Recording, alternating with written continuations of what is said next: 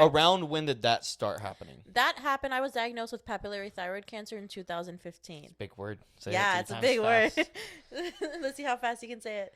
Not And sure that I was could say it once. I was 19. Yeah, I was 19 when I was diagnosed. It was so crazy how that happened. I went in for strep throat. I broke out with scarlet fever because I was getting strep throat so much that I was just getting like bombarded with steroids and antibiotics.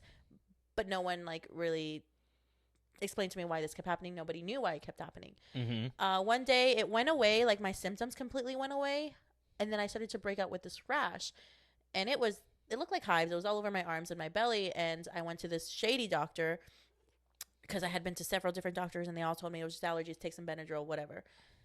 I knew it wasn't allergies because it was just localized in those areas.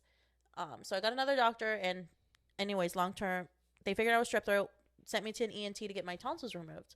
Went in for my tonsillectomy or like the little imaging, and they were like, "Oh, guess what? You're not gonna get a tonsillectomy. We're gonna have to send you to a specialist because you have a enlarged thyroid." So they ran extra tests. They were like, "Hey, it looks like you have a tumor. We don't know if it's benign or cancerous. The biopsy was inconclusive, so we have to remove it just to be safe because it will turn into cancer if you leave it there long enough." At that point, I was 19. I didn't know shit. So, Okay. Sorry to interrupt you, but Mhm. just for educational purposes, explain what a thyroid does. Because a thyroid is a very thyroid important. is it's a gland that you have like in your neck. It deals with everything as far as weight, like your mental health, emotional health, Hormones, right? It manages all of your hormones. So, correct me if I'm wrong. Doesn't it have a huge impact on like the testosterone displacement throughout the body? Yes, it Which I know does. people don't believe like women have a bunch of testosterone. We but actually do. They do. We do. It's Just not as much as men. they also have estrogen. Yeah, so that kind of balances out. So with a thyroid issue, if you're having an imbalance in testosterone, or does it affect the estrogen, or is it simply? To be honest, it does, and it it deals with such a wide variety of things to where like part of me even just ignored exactly Yeah. what it does because it just goes. It's like a rabbit hole, and once you start to go down, it just keeps fucking going. And it wasn't until as I started getting older and I started realizing all of these things that were happening to me, it's like, oh, it all led back to my thyroid. As far as other health issues as miscarriages and stuff like that, all led back to my thyroid, which we never knew that's what caused any of it, or that could have been a problem.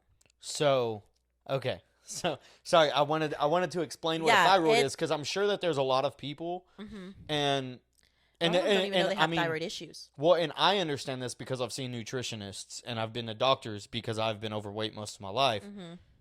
Well, hypothyroidism is a very real thing for men as well. A lot of men don't think it can affect a lot of people's weight, and a lot of people may never know.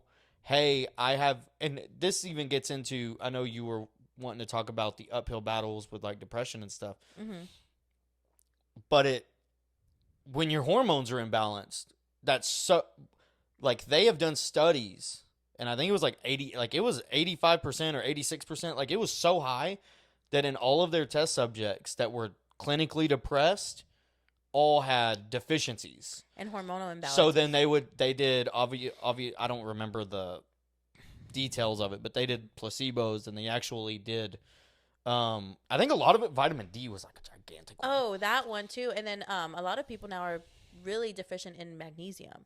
So that's because it's hard to get unless you supplement. Yeah. But so what happens is, and I had this argument with my nutritionist, was we didn't fully, like, people don't fully understand how you metabolize vitamins.